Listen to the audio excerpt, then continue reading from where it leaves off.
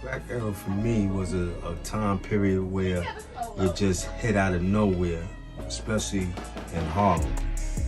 Between 85 to 89 was the real meat and potatoes of it. Now, I was a teenager at that time, 15 to 19 years old, from 85 to 89. Regular teen. If I go back to when I first started, I started because I was from the Bronx and I was so intrigued with the hustle game and the people from Harlem that was in it that I was like, yo, as soon as I get out of high school, I gotta get out of here, man, because this Bronx shit, this ain't what's popping, man. I gotta get down to Harlem and find somebody to connect with in some kind of way and get myself whole different levels of that stuff. Just was different. I mean, the people like you couldn't get a couple of dollars. You made a couple of dollars, but at the end, how you get it is that crack era was different. The way it changed people, the people who used it, it just was that was a tough era. I mean, you know, you see things. They said that dope was a tough era, but that crack was a real bad era, boy.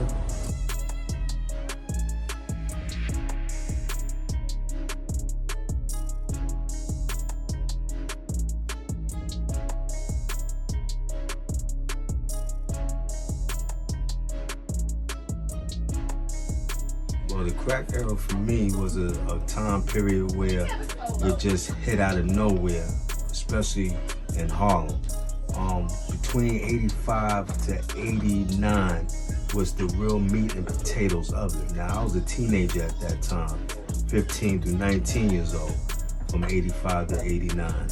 Regular teenager, going to school, playing basketball, doing the things a regular teenager was doing. But I was noticing a lot of guys in my age group was being recruited by older guys from hustling to use them to sell what they wanted them to sell. Now, as a teenager coming to school, you know, as a middle-class kid, I was all right. I had nice, clean clothes, sneakers, everything that a kid could ask for. But what I was noticing, guys in my age group coming to school with rope chains, name rings, different pair of sneakers every day, fresh dip with different coats every day, jackets every day. And even in the summertime, you see them, they could change probably once or twice a day because I guess they had it like that. So for what I'm seeing with guys coming to school, falling asleep in class, I'm like, why this cat is sleeping like that? Because after school, as them being recruited by the older guys, they was using them either as lookouts or using them as bottling up the crack, or they was using them to be out in the streets selling the crack, I guess, from the time they got home from school till the hours, 11, midnight, and then they probably didn't have time to do their homework or whatever and get up in the morning to go to school to make a regular routine so their parents won't be suspicious on what they was doing. But when they come to school, they falling asleep in class, being tired of, I guess, doing the extra activities that they was doing after school. So it was a very glamour core era where it was all about looking good and impressing the girls, I guess. It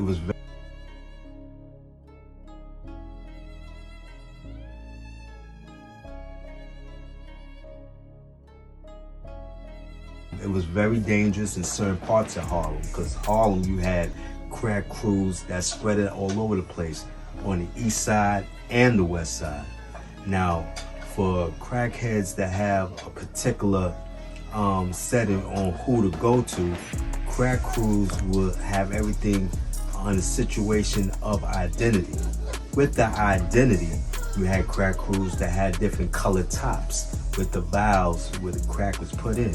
You had yellow tops, you had crews with red tops, you had crews with blue top, black top, green top, mostly every color you could imagine, even pink top. So for the crackheads that was on the crack, that have the identity on who to go to, for identity purposes, they knew which colored top crew to get their crack from. You had crews from 2 to 4 block radiuses from each other. So it was a very territorial thing, just like in the gang era from back in the 20s all the way up to the early 80s. Crack crews, whoever was the head of that crew, had situations where they talked to other bosses within that area and to have everything situated. Okay, I'm Black Top, you know, my clientele comes to me. You're Green Top, you have your clientele go to you, so there's no confusion. Because that's how wars was being diffused due to the identity of the colors of the crack tops. Also, in my perspective, it was a situation where, yeah, the older cats that was doing it, I'm gonna say 20 to 30-year-olds, they was driving expensive cars, European cars.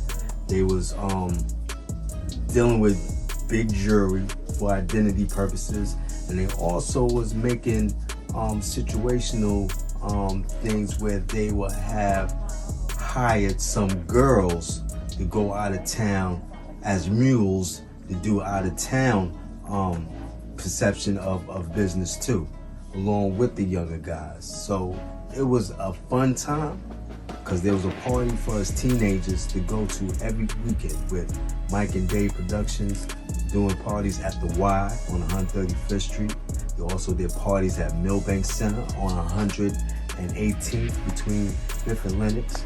They also did PAL parties on 123rd between 8th and 7th. And they also did St. Mark's Church on 138th Street between 5th and Lenox. So with that perspective of us teenagers still having places to go due to Mike and Dave, because we was too young to go to the S&S Club on 145th Street and the Zodiac Club. We was able to go to Rooftop because there was a roller skating rink up on 155th Street where they was having different artists perform every weekend with the drug dealers going up there to floss and show off and impress the young ladies and have a good time. But as a teenager in that time period, I was glad that Mike and Dave Productions, Mike C of the Crash Crew, was able to have that with his partner Kevin to get that done. So it was a good time for a teenager, but also a dangerous time. But overall, it still was a situation where the community was being destroyed. People were stealing from family members to get to that crack. People was killing each other to get to that crack. People was causing all type of confusion within their own family to get to that crack. Friends was killing each other. You know what I mean? People that you grew up with since elementary school was going at it. It was crazy. People was getting killed in movie theaters. Had a friend of mine get killed in Victoria 5 movie theater on 125th Street for nothing. You had people that was just trying to do everything in their power to gain notoriety, because in the Reagan era of that time with Ronald Reagan, there wasn't a lot of jobs, especially for kids coming out of high school. There wasn't a lot of opportunity for kids to go to college unless they had parents that had the funds that similar to Morehouse or Spelman or Virginia Tech or Hampton University and other black colleges across the country and out west. So the crack era was a time where it wasn't too peaceful, but it was a situation where you had people who was kids of the 70s doing errands for the heroin era guys of Nicky Barnes that grew up to be bosses.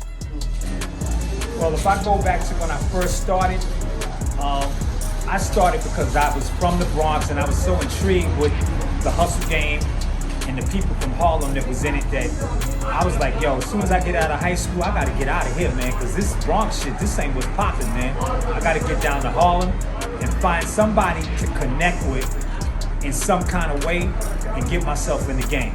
Several ones. I mean, I knew everybody basically at that time walking the streets of Harlem was a thousandaire, myself being one of them.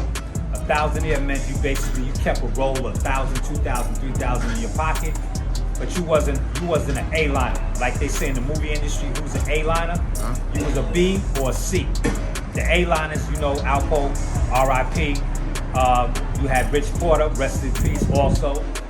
We knew of them, but I didn't know them per se to say, yo, they know me like that. They don't know me like that. They just knew I was the fly cat walking around wearing nice clothes, but they didn't know me, but I knew of them. There were other hustlers that we knew on a more respect level, like they had more thousands than me, but we knew of each other. A lot of us slept with the same females, you know what I'm saying? Because back then, if you was a fly dressing guy, you could get over, because I never owned a vehicle. I owned a rap game, and I owned my dress code, and I was a gentleman. So that got me over, and I never, ever had a vehicle of any type. I just stayed in OJ's and touch of class, car service. In order to get my foot in the door, I met this guy. I'm not gonna mention his name because we gotta protect the innocent, because they don't know you getting ready to film him. He was selling crack. And I was like, yo, how am I gonna get to this dude, man? Because you can't just roll up on a hustler and say, I want a job. It ain't UPS, that ain't gonna work. My thing is, I knew how to get clothes, and even if you didn't like my clothes, you liked my gift for gab. So I approached him one day and he said, yo, my man, he was Antigua. He said, yo, I like your style, but the clothes you got is not my style. I'm more upper level. He showed me his cologne. It was Boucheron. It was extremely, extremely beautiful, the scent, the aroma. He said, this is the level I am. Your clothes, B, I'm dropping Italian goods. The boots is giving me high level clothing. So to cut, you know, through the whole blah, blah, blah, he said, but something about you I like, I'm gonna give you a shot. So that was the shot on 128th Street. I rocked out with him in the crack spot. We had a bunch of incidents and stuff that had happened. And basically, I was like, I gotta get out of here, because this is not it. But thank God, I didn't get fingerprinted and get arrested. Next stop, 129th Street, I'm working for a Jamaican, not an Antiguan, selling weed down the stairs right next to Jehovah's Witness. Now, how crazy is that? I'm doing my thing. So what I'm saying is, basically, man, we was doing wrong out the gate. You next to Jehovah's Witness, and you pumping weed. We did it. We pumped the weed. I had another incident with the police, and that particular incident, the police officer said in a bodega, he said, "Don't worry, Red. We're not gonna bother you till after the holidays." And when I said, what, Red? How you know me on a first name basis?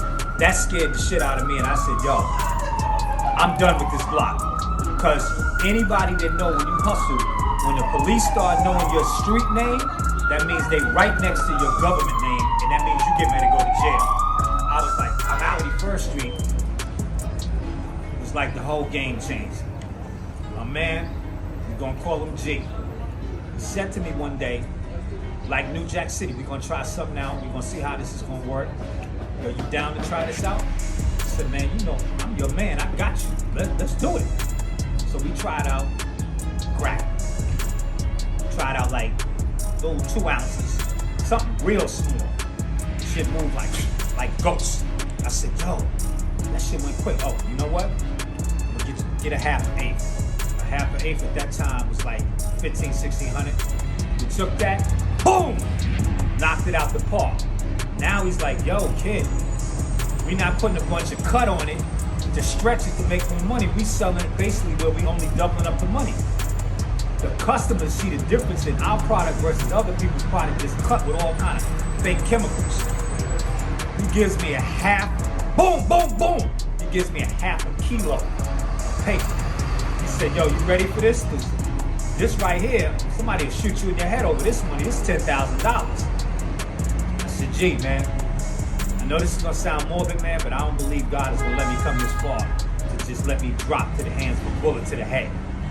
I took that, 10,000, went up there to the Heights. So a lot of things was going on up in the Heights with the Dominican boys. I got to work, came back, bum, bum, shots fired. We did it again. We nailed it.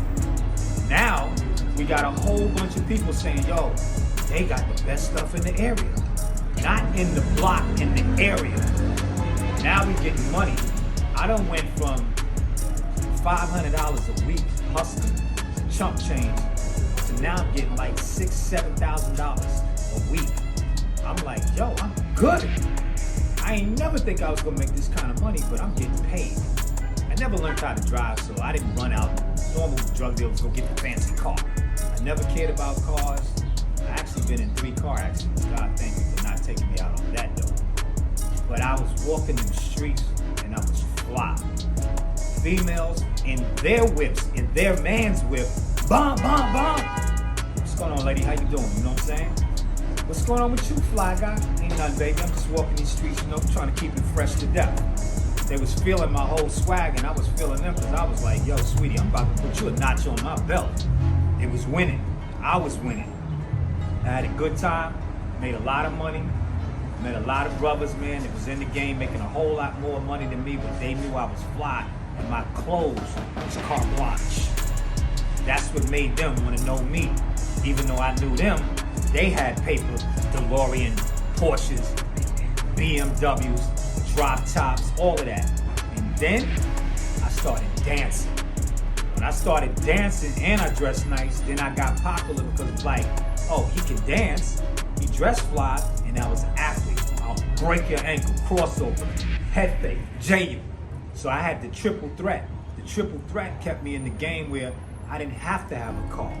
I could play ball against players that either went to the NBA and was out or was college superstars. I'm not gonna name them because I gave a couple of them niggas a couple of sore ankles.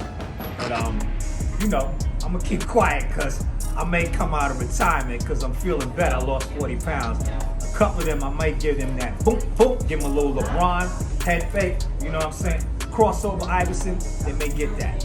I may catch a flashback and hurt a couple of people's feelings. Whole different levels of that stuff.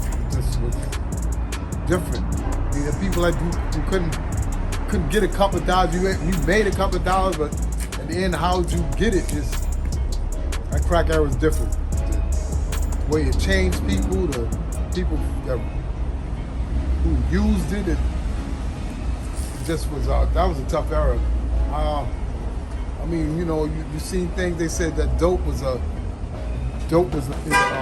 tough era, but that crack was a real bad era, boy. The dope, at least people went to work. Crack, you stole, you steal, any way you can get your hands on it, get it. You was trying to get it, man. It was just really, really tough, man. Really tough.